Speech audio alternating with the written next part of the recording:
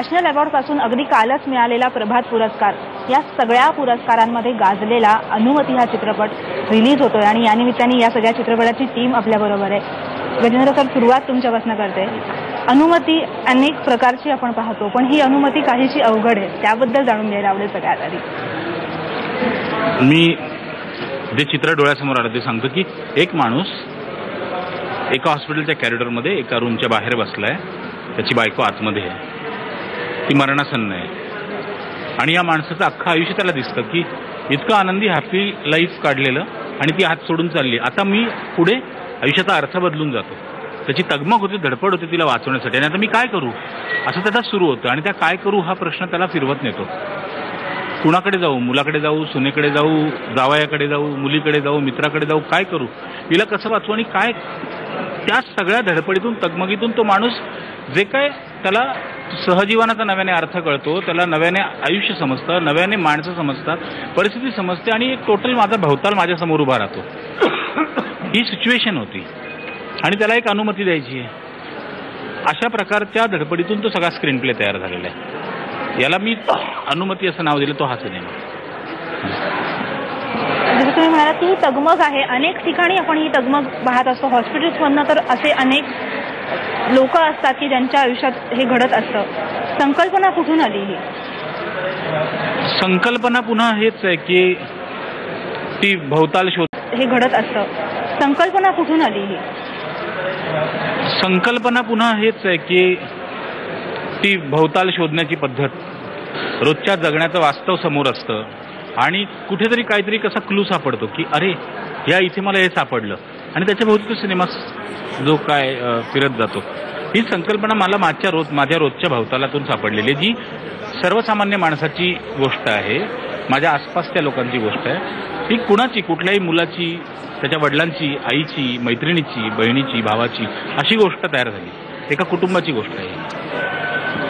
साधं घरातलं कोणी दवाखान्यात गेलं तरी सुद्धा एक तगमग सारखी होत असते, टेन्शन, म्हणजे कुठलंही आजारपण असलं तरी ते टेन्शन डोक्यात राहत असतं। पण तुम्ही इथे जो रोल करताय, म्हणजे इच्छा मरणाबद्दल बोललं जातं, पण त्याही पलीकडची ही सगळी धडपड तुम्ही साकारताना दिसताय। कारण परवानगी, अनुमती द्यायची का नाही, काय करायचं, ही सगळी तगमग तुम्ही साकारली आहे। तुमच्या या भूमिकेबद्दल?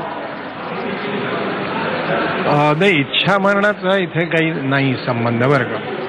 आपलं जे अतिशय जवळचं लाडकं व्यक्तिमत्व किंवा बिलव्ड पर्सन आपण ज्याला म्हणू, असं एक मरू घातलेलं आहे, त्याला वाचवण्याची जी धडपड आहे, जी सामान्य मनुष्य कुठल्याही समाजातला करेल अशा तऱ्हेची ही कथा आहे आणि ती साकारताना अत्यंत संवेदनाशील होऊन काम करणं हे गरजेचं होतं आणि मी माझ्या परीने ते करण्याचा प्रयत्न केलेला आहे। अनुमती कसली आहे तर the world of medicine has given up, this man is not ready to accept the fact. आणि मग तो काय जी धडपड करतो, ती जी तडफड आहे, तगमग आहे आणि त्यामध्ये त्याची होणारी तडफड, तगमग ही पाहणारी जवळून अशी बाकीची सगळी मंडळी आहेत, यांची ही कथा आहे आणि त्यामुळे हा एक उत्कृष्ट सिनेमा झालेला आहे। वेगळं असं काही भयंकर मी केलेलं नाही आहे। माझं अत्यंत वैयक्तिक हे मत आहे। मला असं वाटतं की नॅशनल अवॉर्ड वगैरे मिळाल्यामुळे जरा माझं जास्तच कौतुक होत आहे। नॅशनल अवॉर्ड किती लोकांनी मिळवलेली आहे, I am not the first and the only one, परंतु मला जरा आश्चर्य वाटतंय की माझ्या दृष्टीने अतिशय सोपा, माझ्या दिग्दर्शकाच्या दृष्टीने अतिशय संवेदनाक्षम असा रोल हा जो आहे, तो मी संवेदनाक्षम आणि अतिसंवेदनाक्षम असल्यामुळे मी तो त्यांनी लिहिलेला आणि त्यांनी न लिहिलेला पण तरी त्यातून बाहेर काढण्याचा प्रयत्न केलेला असा हा माझा रोल आहे। सई एका वेगळ्या भूमिकेतनं, म्हणजे सईची इमेज एक तयार झाली की ग्लॅमरस रोल सईचे असतात, पण ह्याच्यामध्ये तू एक वेगळी भूमिका साकारतेस। हो, नक्कीच। ही भूमिका मला बौद्धिक ग्लॅमर नक्की मिळवून दिली याची मला खात्री आहे आणि हो, खरंच वेगळी भूमिका आहे। एका वेगळ्या नात्याला मी या भूमिकेच्या द्वारे एक्सप्लोर केलं, सासू सुनेचं नातं। त्यामुळे मला स्वतःला खूप मजा आली, मला काम करायला खूप मजा आली आणि मी अशा प्रकारे अपिअरन्स वाईज पडद्यावरती पहिल्यांदाच दिसणार आहे लोकांना, सो त्याची ही वेगळी एक्साइटमेंट आहे. सरांसोबत काम करणं म्हणजे समोर असताना सुद्धा एक थोडंसं दडपण आणि त्यांची सगळी आजपर्यंतची कारकीर्द पाहता त्यांच्याबरोबर काम करताना काय म्हणजे एखादा कॉलेजमधला फ्रेशर असतो आणि तो म्हणतो की नाही यार मेरे को ना ये कॉलेज का डीन बनना है, पण कसं शक्य आहे, आपण मनातल्या मनात समजतच की कसं शक्य आहे, तरीही आपण ते स्वप्न बघत राहतो. तसं माझं होतं आणि ती अपॉर्च्युनिटी अशी चालून आली माझ्याकडे आणि मी एक्सपिरियन्स शब्दात नाही मांडू शकत. जे काही आम्ही कनेक्ट झालो ते तुम्हाला पडद्यावरती 100% दिसणार आहे आणि मला असं वाटतं की आमच्यापेक्षा सिनियर ही जी मंडळी आहे त्यांच्याकडची ईज, त्यांच्याकडचा नम्रपणा आणि त्यांचं सेन्स ऑफ अप्रिसिएशन किंवा एखादी गोष्ट चांगली असेल तर त्याचं भरभरून कौतुक करणं, हे आम्ही खूप शिकायला हवं असं मला वाटतं. ह्या तिन्ही गोष्टी आमच्याकडे खूप कमी आहेत असं मला प्रामाणिकपणे वाटतं आणि ह्या तिन्ही गोष्टी मी शिकले जास्त आणि नक्कीच दडपण 100% होतं. पण ते दडपण समोरच्याने जेव्हा कसं असतं की समोरचा जेव्हा 200% रिॲक्ट करतो तेव्हा तुमची 300% रिॲक्शन बाहेर निघते आणि तसंच विक्रम काकांबरोबर झालं की त्या सीनमध्ये आम्ही काही न बोलता कनेक्ट झालो आणि तेव्हापासून मग ते डेव्हलप नंतर त्याचे अनेक पदर उलगडत गेले आणि थँक्स टू गजेंद्र अहिरे की गजेंद्र अहिरे हा खूप कमी डिरेक्टर्सपैकी एक डिरेक्टर असा आहे की जो मला माझी जी इमेज आहे त्याच्यापेक्षा वेगळं काहीतरी कायम देत असतो आणि वेगळ्या प्रकारे मला रोलमध्ये त्याला मी दिसते. ह्याच्याबद्दल मी कायम त्यांची ऋणी राहीन आणि मला खूप खूप मजा आली. मला एक गोष्ट खूप आवर्जून सांगावीशी वाटते की लोक मला विचारतात तुझी या फिल्मकडून काय अपेक्षा आहे, तर मी सांगेन की I am looking beyond box office, I am looking beyond everything. मला असं वाटतं की प्रत्येक रिलेशनशिपमध्ये परत एकदा प्रेमाने किंवा परत एकदा स्ट्रॉंगर बॉन्डनी बघण्याचा दृष्टिकोन ही फिल्म लोकांना देईल आणि ती द्यावी आणि लोकांनी त्यातून प्रेरणा घेऊन जरा जास्त माणुसकीने वागायला सुरुवात करावी असं मला वाटतं. फार थोडे नव्या पिढीतले नट किंवा ॲक्टर्स हे इतके संवेदनाक्षम मी फार कमी वेळेला पाहिलेले. माझी खात्री आहे की in near future Sai is going to do miracle. नाही, हा विनोद नाही, ही मुलगी अत्यंत मोठी नायिका होणार आहे.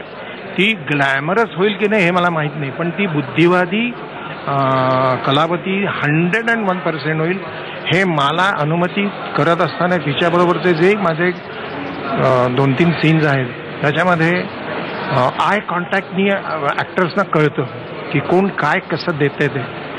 शी इज फॅन्टॅस्टिक.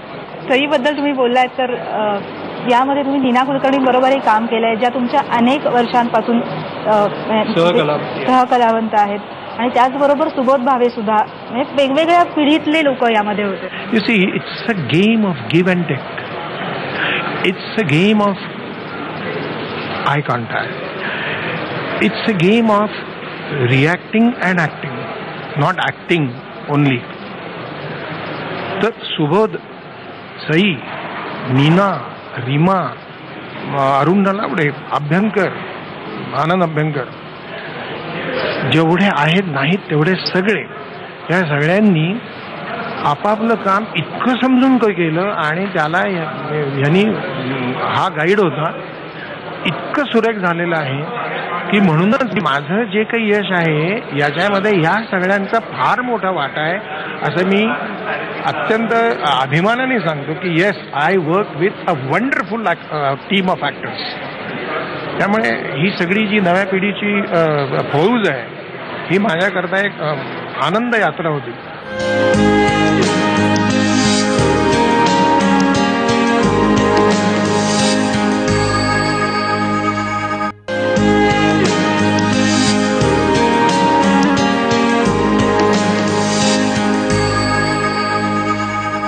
गोविंद इलानींना अनेक वर्षानंतर मराठीमध्ये या चित्रपटाच्या माध्यमातून तुम्ही आणलंय. गोविंदजी या सिनेमासाठी असेट आहेत. म्हणजे जेव्हा मी गोष्ट गोविंदजीनं ऐकवली ते म्हणले खूप छान गोष्ट आहे, पण स्क्रिप्ट कसं दाखवतो. मी स्क्रिप्ट लिहिलं तर ते म्हणाले खूप पोएटिक आहे स्क्रिप्ट. जेव्हा वाचलं आम्ही तेव्हा आणि ते म्हणले मी हा सिनेमा केला. गोविंदजींनी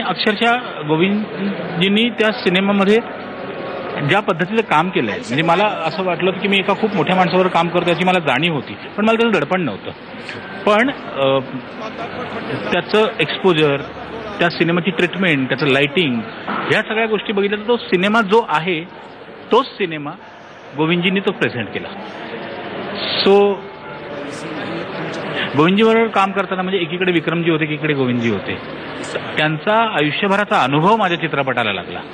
तो अनुभव निश्चितपणे चित्रपटात उतरलेला दिसतो. सो मला असं वाटतं की एक खूप मोठी बाजू होती गोविंदजींनी हा सिनेमा करणं. ही मला त्यांच्याकडनं खूप काही शिकायला मिळालं. म्हणजे मी ही बोलायची पद्धत असते अशी शिकायला मिळालं, पण मी हे मनापासून बोलतो की मी काय शिकलो मला माहिती आहे. आणि खरोखरच त्यामुळे रीमाताईंसारख्या अनुभवी व्यक्तिमत्व, नीनाताई होत्या, विक्रमजी, गोविंदजी, या सगळ्यांनी मिळून तो सिनेमा त्या उंचीवरती नेलेला आहे. याच निमित्ताने या प्रश्नाचा पुढचा भाग म्हणजे की वेगवेगळे म्हणजे तुम्ही सगळेजण आहात ज्यांना दिग्दर्शनाचा खूप मोठा अनुभव आहे आणि असे सगळेजण एकमेकांबरोबर काम करत होतात. नाही, सिनेमाला दिग्दर्शक एकच होता, तो मी होतो.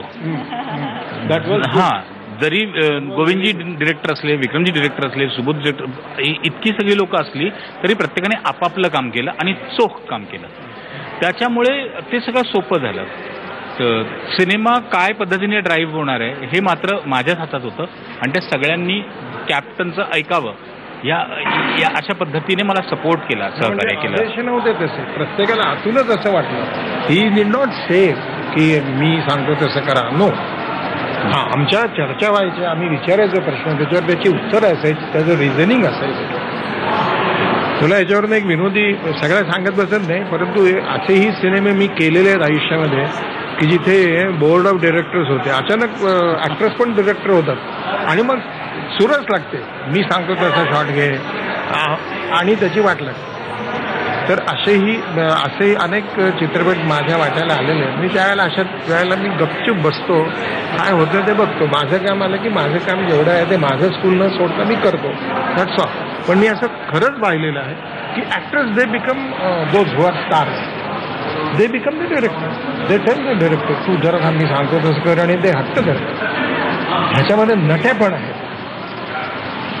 मी मराठीचं सांगतोय, हिंदीचं पण सांगतो, आता त्यातले काही नाही आहेत, पण हे असं झालेलं आहे. पण ह्या चित्रपटामध्ये हा मला सांगायचा आहे. मी तुम्हाला कारण सांगतो, माझ्या डोक्यात इथे आहे या सिनेमा काय करायचं. तुमचा प्रश्न आहे त्याचं उत्तर मी देतो, ते लक्षात घ्या आणि ते करा. तुम्ही असं म्हणालात की तुम्ही जे मांडताय ते सिनेमॅटोग्राफर अगदी चोख पद्धतीने समोर पोहोचवतोय का नाही हे खूप जास्त मॅटर करतं. त्या दृष्टीने गोविंद निहलानी सरांबरोबर काम करण्याचा अनुभव कसा होता तुमचा? कारण तुम्ही म्हणालात मगाशी बोलतानाही की आणखीन प्लस पॉईंट त्याच्यामध्ये ऍड होत गेलेले त्यांच्या सिनेमॅटोग्राफीमुळे.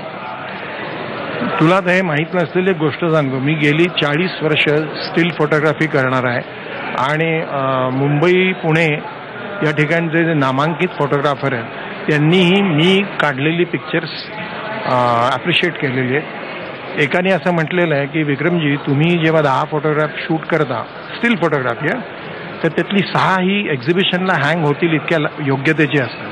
हा झाला माझ्या स्टील फोटोग्राफीच्या सेन्सचा आणि याचा भाग. परंतु गोविंद मला जो आवडतो तो माझ्या जे काही लिमिटेड नॉलेज आहे अबाउट स्टील फोटोग्राफी त्याच्यामध्ये बऱ्याच गोष्टी येतात. त्यातून मला गोविंद आणि गोविंदसारखी माणसं खूप आवडायला लागली 35 वर्षापूर्वीपासून. म्हणजे काडू वगैरे जेव्हा ब्लॅक अँड व्हाईटमध्ये गोविंदनी केलं तर काडू was one of the best specimen of black and white cinematography. ह्या सिनेमामध्ये त्यांनी संपूर्ण विषय लक्षात घेऊन वेडेवाकडे काहीतरी अँगल न लावता त्याला जे अभिप्रेत आहे तेवढेच अँगल लावलेले आहे आणि नेमकेपणाने लाइटिंग केलेलं आहे.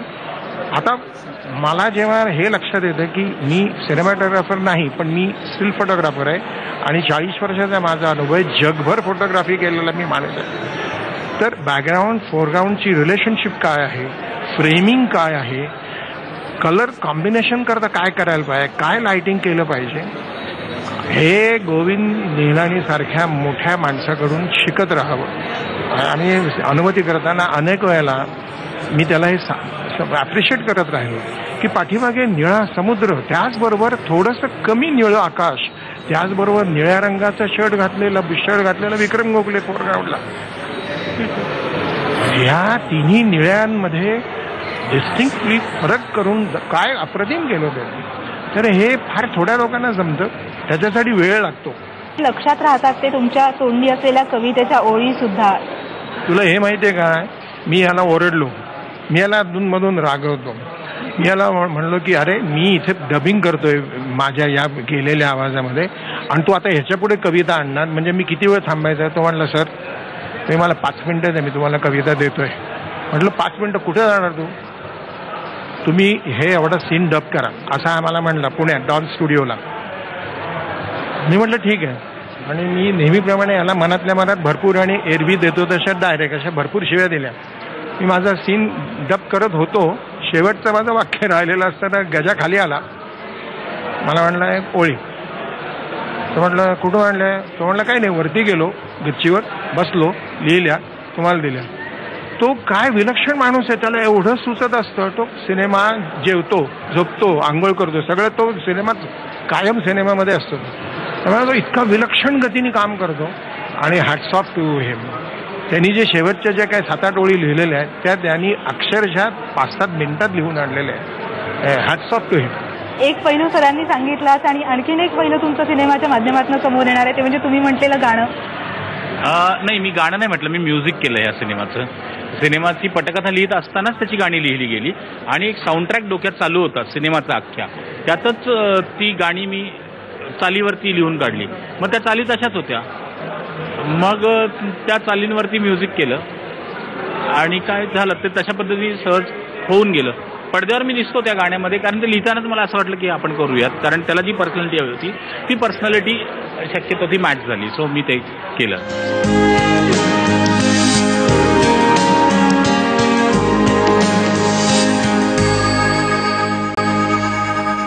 अर्थातच रिलीजचं टेन्शन असतं, पण अनेक फेस्टिवल्समधनं हा सिनेमा दाखवला गेलेला आहे. या सगळ्यामध्ये अनेक लोक तुम्हाला भेटले असतील, काही लक्षात राहिलेत अनुभव? हो निश्चित, कारण हे खूप महत्त्वाचं वाटलं मला की सिनेमा मी लिहिला, सिनेमा केला, मी 40 सिनेमे असे केलेत, प्रत्येक सिनेमाचा वेगळा अनुभव आहे. पण या सिनेमाच्या बाबतीमध्ये जेव्हा ऑडियन्स बाहेर येतात ना, तेव्हा मला असं वाटतं की हा काय अनुभव घेऊन लोक बाहेर येतात.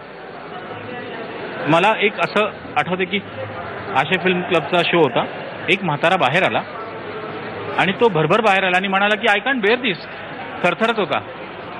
तर मी बघत राहिलो, मग मला वाटलं तो निघून जाईल, पण तो परत वळला, दार उघडलं आणि परत सिनेमा बघू लागला. तर तो परत बाहेर आला, त्याला सुधरणा सिनेमा बघू का बघू नको असं ते सगळं झालं. यशवंतराव चव्हाण सेंटरच्या शोमध्ये एक माणूस टॉयलेटमध्ये गेला आणि बघितलं की तो भिंतीला हात लावून उभा राहिला बराच वेळ. तर त्याने चष्मा काढला आणि तो एकदम मोठ्याने रडायलाच लागला, त्याला सहन होईना सिनेमा. दिल्लीत एक माणूस मला येऊन हट्टच करे की तुम्ही सिनेमाचा एंड बदलाच. तो चिडला, मी आणि गानूसाहेब प्रोड्युसर आमचे होतो, आणि तो म्हणे की नाही तुम्ही सिनेमाचा एंड बदलाच. म्हटलं अहो तसं नाही करतायत. तर तो हट्टालाच पिडला, नाही तुम्ही या सिनेमाचा एंड बदलाच, आणि तो ई स्टार्टेड क्राईंग. त्याचं काय रिलेशन होतं आय डोंट नो. असे अनुभव मला सतत आले सिनेमा संपल्यावर.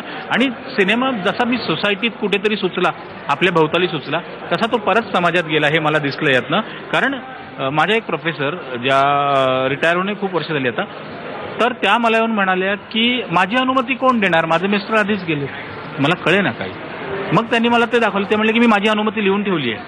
आणि ते म्हणले की अशी 60 माणसं आहोत आम्ही की ज्यांची कोणाची मुलं परदेशी आहेत, कुणी कुठे आहेत, कुणी सिंगल्स आहेत. तर आम्ही आमच्या अनुमती लिहून ठेवल्यात आणि आमचा अनुमती नावाचा क्लब आहे आणि लोक आम्हाला जॉईन होत आहेत. अजून तर सिनेमा रिलीज व्हायचा आहे, त्या आधीच जर का अशी घटना मला दिसते की शहाणी सुरती वयस्कर माणसं, ज्येष्ठ नागरिक जे आहेत, त्यांनी हा सिनेमा बघून किंवा ऐकून असं एक शहाणं पत्र लिहिलंय स्वतःविषयी. तर मला असं वाटतं की हा सिनेमा नाही राहिला फक्त, आता हा सिनेमा सोसायटीत गेला, तो रुजला. It is a statement on the living. This is called, actually हा जे म्हणतोय, दिस इज कॉल्ड इन इंग्रजी लिव्हिंग विल. तुला माहिती आहे का, एक विल असतं ते तुमच्या मृत्यूनंतर उघडलं जातं. But there is another will which is called living will. म्हणजे मी आता जिवंत असतानाच मी जर विल लिहून ठेवलं की मी हे लिहून ठेवतोय की मला वाचवण्याचे सगळे प्रयत्न हरल्यानंतर दुसरं काहीही करू नका, let me die peacefully, don't do anything, हे मान्य करावं लागतं मेडिकल वर्ल्डला. हा कायदा आहे. This is called living will. म्हातारपण म्हणजे नाकारते पण शेणाचा गोळा, काही उपयोग नाही, निरुपयोगी पण. बोलून घ्या तुम्ही जिलग्यात. बाबा पैसे नाही आहेत तुमच्याकडे. मी तुझ्याकडे भीक मागतो, मला पैसे हवे. मिस्टर पाठारे, पेशंट वाचणं आणि रिकवर होणं यात फरक आहे. बघ काय करायचं ते, घर गहाणवट टाक, विकून टाक, वाटेल ते कर, पण मला पैसे देतो. घर विकायचं नाही. मी उगाच चालत राहतो, तू ऐकावेस म्हणून एकटाच बोलत राहतो. रेंगाळतो आहे थोडा, सारेच थांबले आहे, थांबून वळून पाहणे थोडेसे लांबले आहे. सिनेमा बनवण्याचा हेतूच हा असतो की तो मोठ्या स्क्रीनवर पाहण्यासाठी बनवलेला असतो आणि त्याच्यामागे खूप कष्ट लागलेले असतात. हे नव्याने सांगायला नकोय, पण तुम्हाला स्वतःला पुन्हा एकदा शोधायचं असेल, तुम्हाला तुमचे रिलेशनशिप्स पुन्हा एकदा नव्याने शोधायचे असतील, त्यातला ओलावा जो हरवत चाललाय तो नव्याने जर का अनुभवायचा असेल आणि त्याचं इन्स्पिरेशन घेऊन तुम्हाला काही करायचं असेल तुमच्या रिलेशनशिप बद्दल, तर प्लीज हा सिनेमा येऊन पहा. मी असं म्हणणार नाही की आम्ही काही शिकवतोय, इट्स अन एक्सपिरियन्स आणि हा अनुभव प्रत्येकाने घेण्यासारखा अनुभव आहे. तो प्लीज थिएटरमध्ये जाऊन घ्या. शो टाईममध्ये आज इथेच थांबूयात. पहा फक्त IBN लोकमत.